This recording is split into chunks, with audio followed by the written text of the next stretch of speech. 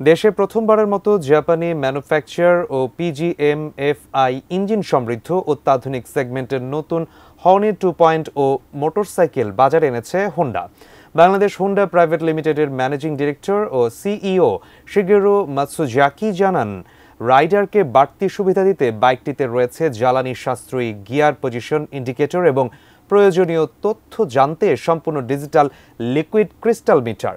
হঠাৎ ব্রেক করার সময় বাড়তি নিরাপত্তার জন্য সামনে পেটাল ডিস্ক ব্রেকস ও পেছনে বসের সিঙ্গেল চ্যানেল এবিএস। এছাড়াও আছে engine stop switch, side stand engine cut off switch ও সাইড স্ট্যান্ড ইন্ডিকেট।